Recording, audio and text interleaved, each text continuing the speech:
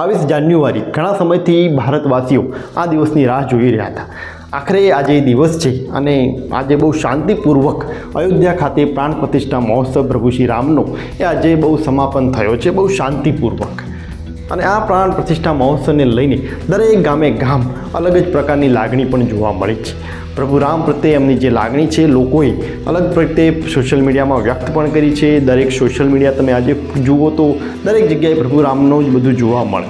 અને આજની પ્રતિષ્ઠા અને મહોત્સવને લઈને લોકો અયોધ્યા તો નથી જઈ શક્યા, પરંતુ એ પોતાના ગામમાં જ નિહાળી શકે તેના માટેનું પણ દરેક ગામે ગામ આયોજન કરવામાં આવ્યું હતું। દરેક ગામે ગામ અયોધ્યાના જે મુહૂર્તનો જે સમય હતો એ જ સમયે પોતાના ગામમાં તે લોકો આરતી કરી શકે એના માટેનું પણ આખું આયોજન હતું। એટલે આજે આખું ભારત એ રામની લાગણીવાળું બની ગયું હોય એવું દરેક જગ્યાએ જોવા મળ્યું છે। અને ઘણા સમયથી જે રાજનીતિક જે વિવાદો થયા હતા પ્રભુ રામના મુદ્દા ઉપર એ પણ કદાચ આજે સમાપન થશે, કેમ કે ભાજપ અને વિપક્ષના જે સ્ટેટમેન્ટો હતા વારંવાર તમને જોવા મળતા હતા। રામ મંદિરને લઈને લોકોની પણ લાગણી ક્યાંક દુભાતી હતી, એ બધી જ બાબતોનું આજે સમાપન થવા જઈ રહ્યું છે।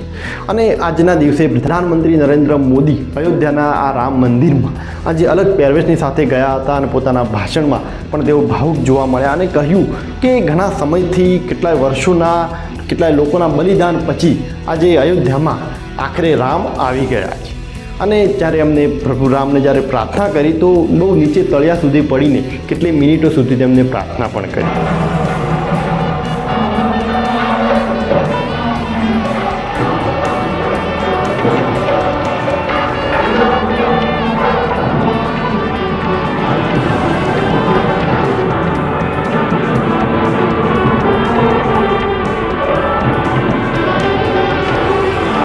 અને જ્યારે રામની મૂર્તિ જ્યારે દર્શન કરાવવામાં આવ્યા તો એ મૂર્તિને દર્શન કરીને લોકો પણ બહુ ભાવુક થઈ ગયા અને ચકિત પણ થઈ ગયા, કેમ કે એ મૂર્તિમાં તમે ખાસ જુઓ તો એની જે આંખો છે એ તમને થોડીક અલગ પડતી જોવા મળશે કે આશ્ચર્યચકિત કરી દે એવી આંખો છે, એમાં કંઈક એવું લાગણીશીલ રહેલું હોય એવું તમને જોવા પણ મળશે, એવી એ પ્રભુ રામની એ મૂર્તિ છે।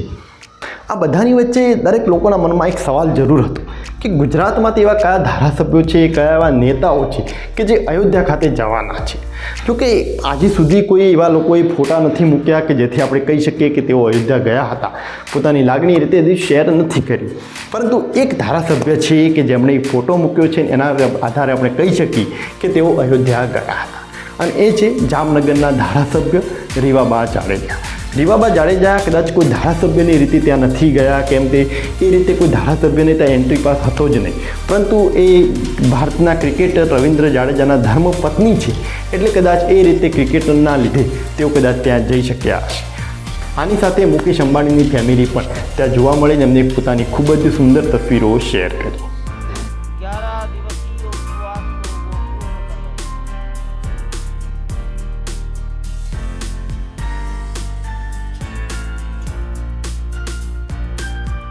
आज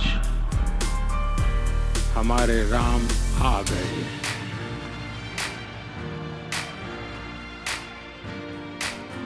सदियों की प्रतीक्षा के बाद हमारे राम आ गए।